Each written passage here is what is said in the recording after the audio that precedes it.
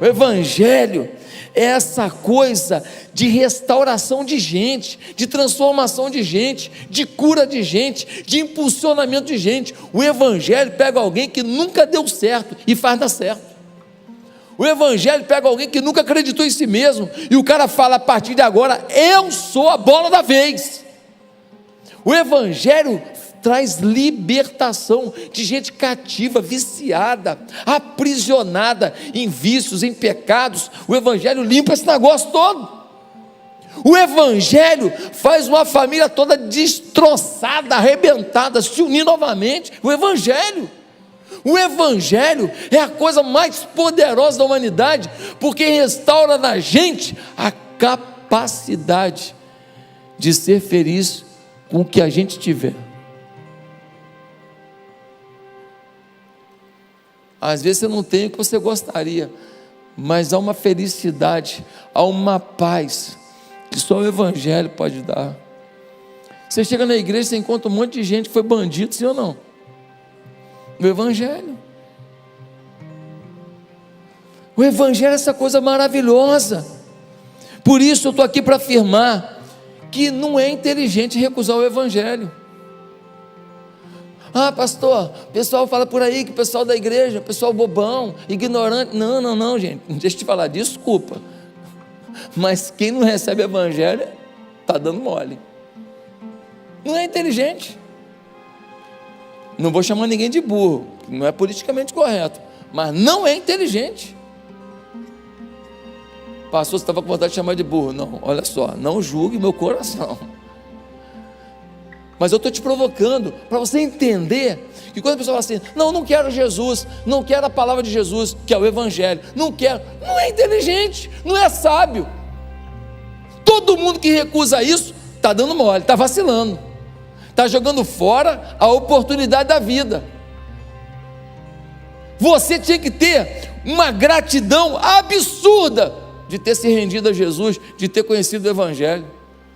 Você era para dar festa todo dia, falar: eu tenho o Evangelho, porque o Evangelho é a coisa mais bombástica da vivência humana. Não dá para não se render a Jesus. Esse é o tema de hoje. Não dá, é absurdo, é loucura não se render a Jesus. Aí você fala: mas por que então? Por quê? Ah, você quer saber? Eu quero te falar. Abra em Marcos 16, que você vai ler um texto que resume para a gente por que não dá para não se render a Jesus. Jesus morreu na sexta-feira da paixão, passou o sábado ele na tumba. No domingo de manhã, um grupo de mulheres decide no túmulo de Jesus para ungir o corpo de Jesus.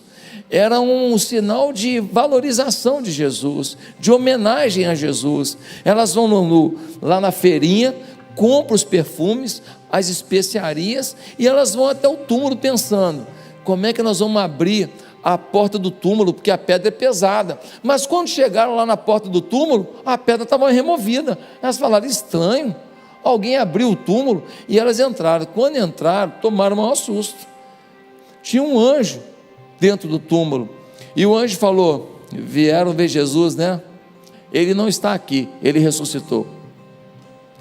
Elas começaram a tremer, assustadas com aquilo. O anjo fala para elas: olha, vai lá e avisa para Pedro e para os outros apóstolos que Jesus foi para Galiléia, para eles irem para lá, que lá eles vão ver Jesus. As mulheres saem dali, e Maria Madalena, uma das mulheres, fala com os discípulos: ó, nós vimos Jesus, ele ressuscitou. Ninguém deu crédito. Mais 2 discípulos que haviam encontrado com Jesus voltam e falam: nós vimos Jesus. Os discípulos não deram crédito. Até que Jesus aparece para eles, e quando Jesus aparece para eles, eles estão comendo. Jesus chama a atenção deles, fala: olha, vocês deram mole aí, não acreditaram. E depois Jesus diz para eles: ei, eu tenho uma expectativa sobre a vida de vocês, que vocês preguem o Evangelho por todo mundo e anunciem que o Evangelho é a bomba atômica do céu para explodir qualquer tristeza e angústia da vivência humana. Que o Evangelho é a bomba atômica do céu para explodir qualquer resistência à sua felicidade. Preguem isso, anunciem isso. Meus amados, Este texto nos mostra por que não dá para não se render a Jesus. Porque não é inteligente não se render a Jesus. Por quê, pastor? Primeiro, não dá para não se render a Jesus, porque o Evangelho não tem preconceito com o nosso passado. Olha que coisa tremenda que aconteceu aqui. No versículo 9, a gente lê algo espantoso. Diz assim: quando Jesus ressuscitou na madrugada do primeiro dia da semana, apareceu primeiramente a Maria Madalena, de quem havia expulsado 7 demônios. Jesus, quando ressuscitou, normalmente a gente pensa, vai aparecer para alguém muito santo, alguém de uma vida muito bonita, um apóstolo, quem sabe alguns apóstolos, quem sabe Pedro, Tiago e João. Ele vai aparecer para aquelas figurinhas carimbadas que estavam com ele sempre, mas não. A primeira pessoa que ele encontra, que ele se revela ressurreto, é uma mulher que tinha uma vida esquisita, tão esquisita que ela tinha 7 demônios, e Jesus havia expulsado 7 demônios dela. Era uma endemoniada, uma mulher endemoniada que foi liberta por Jesus. E detalhe, alguns falam a Bíblia é preconceituosa. Ei, dá uma olhada nesse negócio aqui, olha que coisa tremenda. Jesus apareceu para uma mulher. Numa sociedade machista da época, não apareceu para um homem não, apareceu para uma mulher, e mandou que aqueles discípulos, ao escreverem a Bíblia, que registrassem que ele apareceu para uma mulher. Olha o resgate da figura humana, feminina, que Jesus traz.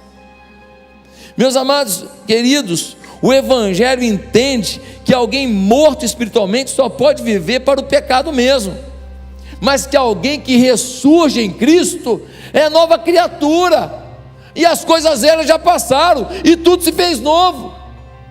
Ah, pastor, na igreja tem muito preconceito. Opa.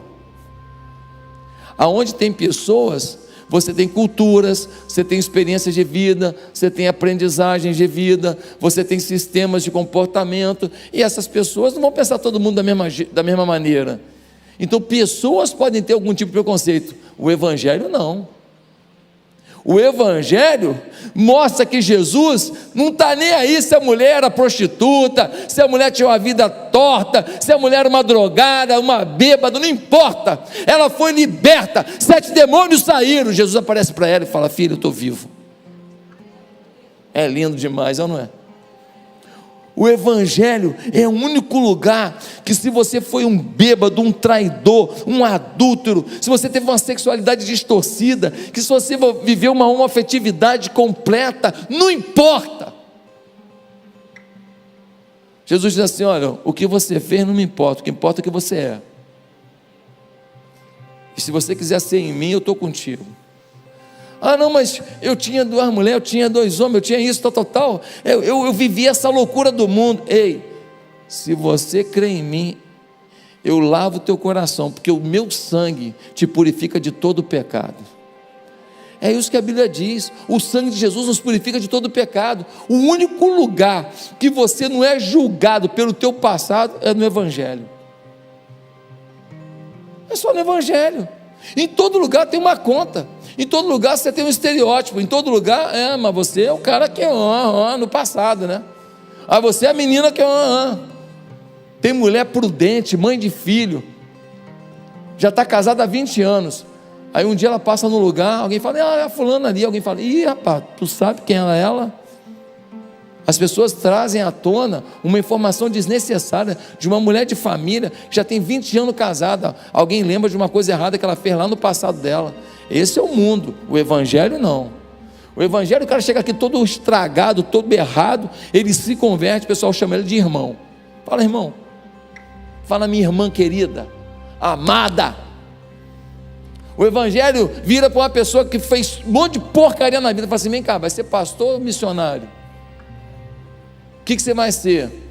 Pastor, eu era garota de programa, eu era cafetina, é mesmo, e agora? Vai ser líder das mulheres de ouro da igreja aqui, das preciosas da igreja? Você vai ser o que aqui? Porque o Evangelho mudou sua vida. Então o que você vai ser agora? Esse é o Evangelho, sim ou não? Esse é o Evangelho.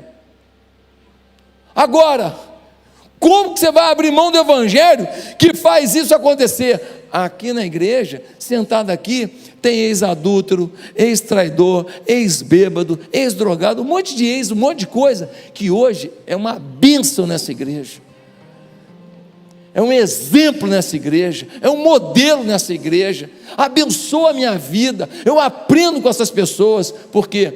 Porque o Senhor vem no passado e fala assim: arrependeu? Me arrependi, zera, vamos começar de novo. Ai, Senhor, obrigado porque a gente pode começar de novo. Obrigado porque a gente pode começar de novo. Obrigado porque o perdão do Senhor é completo, e hoje eu e você podemos começar de novo. Mas também não dá para não se render a Jesus. Sabe por quê? Porque é incontestável que o evangelho muda radicalmente os valores da pessoa para melhor. É incontestável. Quando a pessoa recebe o evangelho, recebe Jesus, a vida dela muda, os valores. O que é valor? Valores é o seguinte: os valores são prioridades internas que se expressam consistentemente em ações concretas. Ou seja, os valores são as verdades de dentro da gente. É aquilo que você mostra quando você está desprevenido, quando você não está preparado para passar uma maquiagem. Quem está entendendo? Porque às vezes alguém chega para você e faz uma coisa, você ficou com ódio, está querendo matar, mas você finge que está tudo bem. Você, não, tudo bem. Por dentro você está fuzilando. Como diz o meu filho Gabriel, você está pistola. Você está pistola, mas você bota uma maquiagem. Mas o seu valor não é aquilo que você representou. O valor da gente é a essência, é a verdade da gente. E quando a pessoa recebe realmente o Senhor Jesus, recebe o evangelho, os valores declarados passam a ser mais reais, porque normalmente nossos valores declarados não são reais, são falsos, são fake news. A gente diz que ama, que gosta, a gente diz que é assim, que é assado, a gente diz que valoriza a Bíblia, o evangelismo, que a gente está preocupado com o pobre, mas no fundo, a gente está preocupado com a gente mesmo, com o nosso umbigo. Dá uma olhada só no versículo 1. Versículo 1 diz assim: quando terminou o sábado, Maria Madalena, Salomé e Maria, mãe de Tiago, compraram especiarias aromáticas para ungir o corpo de Jesus. Quem era Maria Madalena? Uma endemoniada. Agora quem é ela? Uma adoradora. Ela mete a mão no bolso, ela compra os perfumes, as especiarias, para quê? Para glorificar Jesus, para exaltar Jesus, para valorizar Jesus, para honrar Jesus. Onde estavam os discípulos? Versículo 10, olha só o que diz o versículo 10, incrível, hein? Olha os discípulos. Ela foi e contou aos que com ele tinham estado, eles estavam lamentando e chorando. Quando Jesus morreu, os discípulos ficaram lamentando e chorando. Essa mulher teve uma atitude, comprou perfume para lá honrar Jesus. E olha o detalhe: quando Jesus morre, a impressão que dá é que ele fracassou. A impressão que dá é que ele não conseguiu, que quem venceu foram os religiosos, que quem venceu foram os soldados. A impressão que dá é que Jesus fracassou, mas essa mulher, ela lembra do que Jesus fez na vida dela, ela lembra dos 7 demônios que ela tinha, ela lembra que ela tinha uma vida torta, triste, amargurada, depressiva, e que Jesus mudou a história dela. Então ela não quer nem saber se alguém acha que ele fracassou. Ela vai lá, pega o dinheiro dela, sofrido, ganha com dificuldade, compra os perfumes para ir lá arrumar um jeito de remover a pedra, para botar perfume no corpo de Jesus e falar: o Senhor morreu, mas a minha honra está aqui. E os discípulos de Jesus, olha o que o evangelho fez, é incontestável, os valores mudaram. Tiago e João, apelido dos caras, filhos do trovão, os nervosinhos, os brigões, os caras que escreviam no leu, o pau quebrou, o pau comeu. É assim a vida deles, filhos do trovão. Aí João vira quem? O apóstolo do amor. Quando você olha lá naquele quadro da Santa Ceia, que é uma ficção, ninguém sabe como foi realmente, Aí tem lá um discípulo com a cabeça no colo de Jesus. Quem é? É João, porque ele era o mais próximo, tão próximo, que lá na cruz, Jesus olhou para Maria e falou: ela sabe que eu sou filho do Pai, mas ela me deu leite. Vai ser difícil para ela entender esse negócio todo. Ele vira para quem? Para os irmãos dele de sangue? Não, Jesus vira para João e fala: João, cuida da Maria, ela vai precisar de muito apoio. O cara do trovão, o cara da briga, agora é o cara da paixão, é o cara do amor. Esse é o Evangelho. O Evangelho muda os valores e para melhor. Mudou tudo. Zaqueu, o cara era chefe da cobrança de impostos. O que ele fazia?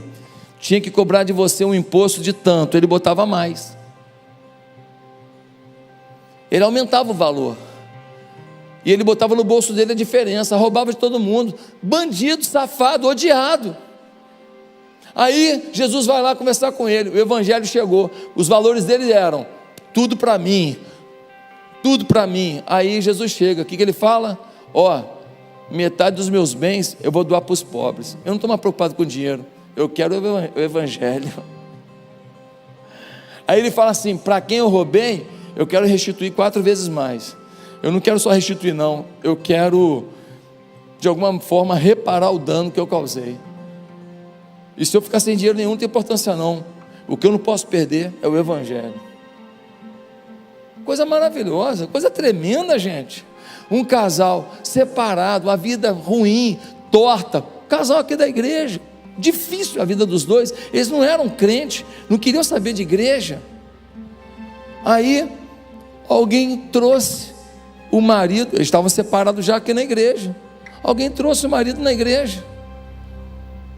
Por um outro caminho, alguém trouxe também a esposa aqui na igreja.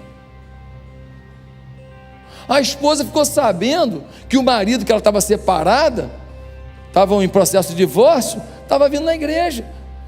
Ligou para ele para eles conversarem. Quando ela conversou com ele, ela falou assim: alguma coisa aconteceu. Você tem que ver que casal mais lindo esse casal é hoje. Você tem que ver que coisa fofa. Você tem que ver quanto amor, quanto carinho, quanto respeito, quanta consideração, quanta afetividade. E os erros do passado foram deixados no passado e lavados e remidos pelo sangue de Jesus. E o casal não quer mais tocar nesse assunto, porque eles têm uma nova vida em Cristo. Em Cristo se inaugurou um novo tempo.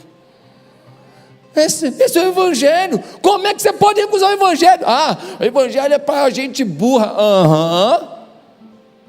Eu sou burrão mesmo.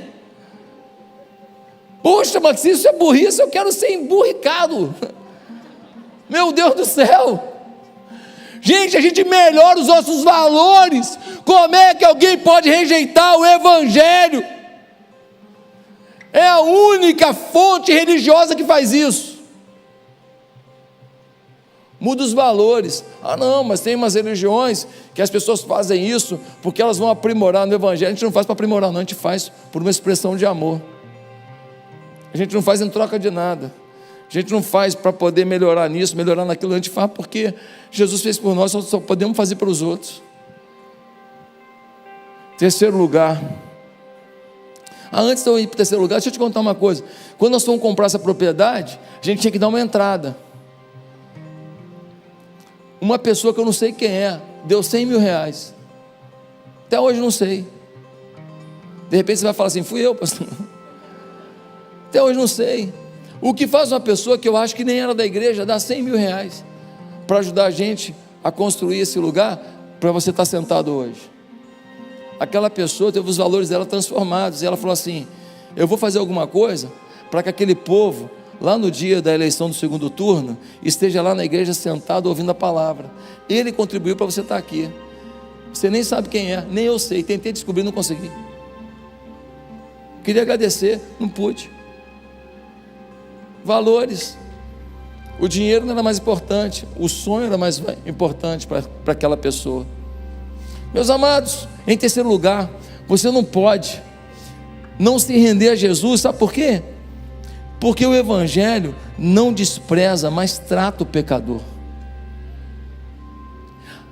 Quando a gente vê um pecador, a gente não tem que falar para ele: ah, que lindo o teu pecado. Não, isso não é amor. Concordar com erro não é amor, é frouxidão, é palhaçada. Todo mundo que está no erro precisa saber que está no erro. Isso é muito mais justo, isso é muito mais puro e muito mais honesto, isso é muito mais restaurador. Agora dá uma olhada no versículo 11, no que vai acontecer. Versículo 11 diz assim: quando ouviram que Jesus estava vivo e fora visto por ela, não creram. Maria Madalena vai lá e fala para os discípulos: ei, Jesus ressuscitou. Sabe quem duvidou? Os caras que viram Jesus ressuscitando Lázaro. Sabe quem duvidou? Os caras que viram Jesus multiplicar 5 pães e 2 peixinhos e alimentar 10.000 pessoas. Sabe quem duvidou? Os caras que viram Jesus curar um cego de nascença. Sabe quem duvidou? Os caras que viram uma mulher do fluxo de sangue, que tinha 12 anos com problema, ser curada instantaneamente. Sabe quem duvidou? Os caras que foram lá na casa da menina que estava morta, e Jesus falou assim: levanta, menina, e a menina levantou. Sabe quem duvidou? Os caras que viram Jesus parando uma tempestade, falando: tempestade, já deu, já deu. Sabe quem duvidou? Os caras que viram Jesus andando sobre as águas. Pô, é brincadeira, né, gente? Pô, é brincadeira, né? Vai arrumar o que fazer, né? Pô, esses caras não podiam duvidar que Jesus ressuscitou, mas duvidaram. Pecaram, não pecaram? Pecaram. Aí, no verso 13, diz assim: eles voltaram e relataram isso aos outros, mas também nestes eles não creram. Mas 2 vieram e falaram com os discípulos, já é o segundo testemunho: ó, nós vimos Jesus ressurreto. Os caras: ah, duvido. Pô, pelo amor de Deus, gente. 2 recados, eles duvidando de Jesus, duvidando que ele era o Filho de Deus. É muita sem vergonhice, é muita incredulidade. Esses caras viram tanta coisa poderosa. Mas, gente, no versículo 14, Jesus encontra com eles, aí tomaram um susto. Jesus confronta, Jesus não deixa de falar: vocês estão errados não. Olha aqui o versículo 14: mais tarde Jesus apareceu aos 11, enquanto eles comiam, censurou-lhes a incredulidade e a dureza de coração, porque não acreditaram nos que o tinham visto depois de ressurreto. Jesus encontrou com eles e falou: que papelão, hein? Eu ainda avisei para vocês, eu falei: olha, esse templo é derribado, em 3 dias eu levanto. Eu falei para vocês: eu vou ressuscitar. Vocês duvidaram. Pô, que papelão. Aí você diz assim: ah, Jesus aí desistiu dos caras. Não, porque o Evangelho, ele não despreza, ele trata o pecador, ele não concorda, ele aponta o pecado, mas ele restaura e salva o pecador. Olha o que está aqui no versículo 15, diz assim: e disse-lhes: vão pelo mundo todo e preguem o Evangelho a todas as pessoas. Depois que ele mostrou o erro deles, ele disse: gente, me ajuda aí por favor com as crianças. Depois que ele chegou e falou: olha, vocês erraram, vocês fizeram uma coisa que não foi legal, vocês foram incrédulos, vocês duvidaram. O que ele fez depois disso? Falou: ó, peçam perdão ao Pai e vamos recomeçar. Eu acredito em vocês. Ele vira para eles e fala assim: agora que vocês viram que é verdade, que eu estou vivo, saiam pregando isso para tudo quanto é lado, saiam falando para todo mundo, saiam depositando fé no coração de cada pessoa, saiam demonstrando o meu amor para cada pessoa, metam bronca, mudem o mundo. Os caras saem dali ousados, os caras saem dali tomados pela intrepidez. Eles começam a anunciar o Evangelho para tudo quanto é lado, com uma força tal. Lá pelas tantas ele olha para Tiago, perdeu o pescoço, e eles continuam. Lá pelas tantas Pedro é crucificado de cabeça para baixo, e eles continuam, eles não param, mesmo quando seus amigos soldados morrem na batalha. É incrível como que a gente não pode rejeitar o Evangelho, porque o Evangelho não despreza mesmo a nossa incredulidade, mesmo a nossa pecaminosidade. Ele nos trata e Ele acredita na gente. Que coisa linda! Uma igreja que não fala do pecado não é bíblica. Não, a gente aqui só canta louvor e a gente fala que Deus é bom, que Deus é vitória. Respeita as igrejas que têm essa linha, mas não é bíblico isso. A igreja tem que apontar o pecado e falar: pecado é pecado. Sexo é só homem e mulher dentro do casamento, ponto. É Bíblia, é a palavra de Deus. Acabou. Droga é pecado. Pecado, acabou. Não tem isso. Ah, não, vamos legalizar, descriminalizar. Não vai não. Aborto, pecado. Pecado. Não cabe a gente tirar a vida de ninguém. Pecado. O que é pecado é pecado. Mentira, pecado. Fazer uns acordos lá para arrumar um dinheiro por fora, no governo, pecado. Pecado. Adulterar, pecado. Negar sexo para o seu marido só porque ele não fez alguma coisa que você queria, deixar ele na febre do rato, pecado. Pecado. Pecadão. Esse é uma... Os homens que me apoiam digam sim. Gente, pecado. Pecado. Você casa, o cara fica na maior fissura, se amarra na tua.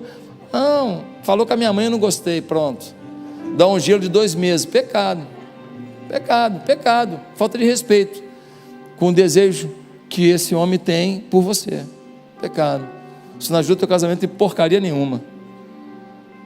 Ah, gostei desse termo, porcaria nenhuma. Pecado. Queridos, em quarto lugar, por que não dá para não se render a Jesus? Por que não dá? Por quê? Porque o Evangelho nos dá a oportunidade de viver um propósito de Deus. Não dá para abrir mão do Evangelho, porque Ele nos dá propósito. Olha o versículo 15, Ele virou para os discípulos e falou: saiam pregando o Evangelho. Gente, a gente ganha sentido na vida, a gente se une a Deus num propósito de Deus, não no propósito nosso, mesquinho, humano, limitado. O que a Bíblia está dizendo? Que Jesus virou para eles e disse: olha, preguem o Evangelho, falem para todo lado que vocês são meus, que vocês são meus servos. Você foi chamado para ser um ministro de Deus, um príncipe de Deus, uma embaixatriz de Deus, um representante de Deus. Nos dá sentido de vida o Evangelho. Pastor, eu pensei que o sentido da minha vida era ser engenheiro, administrador, médico, manicure, pedreiro. Ei, deixa eu te falar. Quando a gente ia lá para a empresa, o engenheiro ia e fazia projeto de engenharia e fazia obra, e a gente não pregava o Evangelho, mas o diabo falava. O engenheiro falava para o outro. Eu trabalhei em empresa de engenharia, prestei serviço em empresa de engenharia. Um engenheiro falava para o outro: pô, aquela secretária ali, hein? Pô, eu vou pegar. O diabo falava, mas o crente, não, se eu estou aqui para trabalhar, ele não falava. Quando a gente ia para o futebol, a gente ia lá e jogava pelada, comia um churrasquinho, batia papo com os amigos, mas a gente não pregava o Evangelho, mas o diabo falava: meu irmão, tem uma mulher aí, não sei que lá, um lugar maneiro, para uma festinha, pá, vamos lá, e tal, toma mais uma aí, e tal. O diabo falava: bebe mais uma, prova essa aqui também. O diabo falava, a gente calava. Quando você é médico ia lá para o hospital, chegava lá, aqui a receita, tal, toma esse medicamento 3 vezes ao dia, de 8 a 8 horas, tal. Você só fazia o seu ofício, mas o diabo falava. O diabo falava: cara, o que tem que tu levar uns negócios desse aqui, ó, do hospital para casa? O que tem? O que tem você tirar um benefíciozinho? O que tem você se envolver com uma mulher aqui? Tua mulher não está vendo mesmo, que os olhos não veem, o coração não sente. O que tem? O diabo falava. Quando você ia para a escola, para a faculdade, você ia para lá para a faculdade, não, vou lá para tirar nota boa, fazer minha prova, dar meu testemunho. Você ficava calado, não pregava, mas o diabo falava. O diabo falava que a família não está com nada, que os seus pais são burgueses, que o que importa mesmo é a luta social. que o mundo é todo racista, que todo mundo é contra todo mundo, que os brancos não gostam dos negros, os negros não gostam dos brancos, que a gente aqui nesse país aqui, a gente nem é misturado, que a gente aqui é um bando de classe, um odiando o outro, e eles ficavam ouvindo essas porcaria toda. Só aumentou a contenda, não aproximou nada. Ajudou? Ajudou nada. Eles ficaram ouvindo lá que a maconha é maneira pra caramba, maconha é legal, tu vai ficar, ó, maneiro, maconha. Mas quando esses meninos que fumavam maconha lá, depois ia assaltar para poder ter a maconha, e morria, tomava um tiro, alguma coisa, ninguém ia lá no enterro não. Mas a gente não pregava não, mas o diabo falava. Ei, deixa eu te falar uma coisa, o nosso chamado é para pregar onde a gente for. Ser médico, engenheiro, administrador, manicure, pedreiro, pintor, padeiro, isso tudo é o nosso ofício para poder executar o nosso plano maior, falar do amor de Deus. Nós estamos nessas funções para nessas áreas todas representar o Mestre Jesus. E as pessoas estão do nosso lado, esperando uma palavra, esperando uma chance, esperando que a gente olhe para o lado e tenha um pouquinho de amor, mas a gente cala a boca. Querido, e o Senhor fala que se a gente abrir a boca, sabe o que vai acontecer? Versículo 17, diz assim: estes sinais acompanharão os que crerem, em meu nome expulsarão demônios, falarão novas línguas, pegarão em serpentes, e se beberem algum veneno mortal, não lhes fará mal nenhum, imporão as mãos sobre os doentes, e eles ficarão curados. Ele diz, se você decidir pegar a tua profissão, o teu trabalho, a tua condição de dona de casa, o que for, e transformar isso numa agência do reino, se você começar a ser um pregador da palavra, eu boto o meu poder na tua vida. Eu boto o meu poder. Naquela época, as pessoas passavam por muitos lugares com serpentes. Ele está falando, pode ir, que eu garanto, se serpente morder, quem morre é a serpente. Quem morre é a serpente. É a garantia do Senhor. Para terminar, não dá para não se render a Jesus. Sabe por quê? Porque Ele nos garante a salvação, a vida eterna. Não dá. Quem crer e for batizado será salvo, mas quem não crer será condenado. O Evangelho faz com que a gente seja salvo, ainda que nessa vida a gente tenha muita luta, muita frustração, muitos problemas, muitas incertezas. O Senhor está dizendo, olha, eu vou cuidar de você nesse mundo, mas eu te garanto uma coisa, eu não vou só cuidar de você na eternidade, eu vou fazer de você um príncipe, uma princesa na eternidade reinando comigo. Lá você não vai sofrer mais nada, lá você não vai viver mais nenhuma dessas dores, lá você não vai ter mais dificuldade nenhuma, lá você não vai ser mais essa pessoa que você olha para o espelho e não gosta do que você vê. Lá vai acabar isso, lá você vai ser pleno em mim. Meus queridos, o Evangelho mostra que a fé em Cristo garante a salvação eterna. Como abrir mão disso? Mas tem uma religião que fala que vai ter 40 virgens se morrer pela causa. Mentira, ninguém vai ganhar 40 virgens. Nenhum Deus verdadeiro vai dar orgia para ninguém. Mentira. Não, mas vai reencarnando e vai melhorando, e vai melhorando, e vai reencarnando, e vai melhorando. Mentira, o mundo está só piorando. Mentira. E a população está só aumentando. Onde é que estavam essas almas que estavam paradas aí? Está só aumentando o número de gente. Mentira, não vai reencarnar não. A Bíblia diz em Hebreus 9:27 que o homem está ordenado a morrer uma vez, vindo depois disso o juízo de Deus. É isso que a Bíblia diz. Mas eu acredito na reencarnação. Então você pode acreditar, mas você não tem base nenhuma. A palavra de Deus não diz isso. Não diz isso. Você quer acreditar? Você tem que ter mais fé do que eu, porque eu estou acreditando na palavra de Deus, do Evangelho, que muda a vida das pessoas. Por isso que eu creio no Evangelho, ele mudou a minha vida. Você quer cair em fábula? Para você falar assim, se eu não viver uma vida legal, vou ter outra chance? Não, a Bíblia diz que é uma chance, é uma vida. Você tem que fazer o melhor com essa vida. Sabe o que acontece com essas crenças? Tiram da gente a autorresponsabilidade de que você tem que ser melhor a cada dia. Gente, eu quero concluir dizendo, você não pode abrir mão de se render a Jesus. Não é inteligente. Jesus está esperando você hoje para mudar a sua história.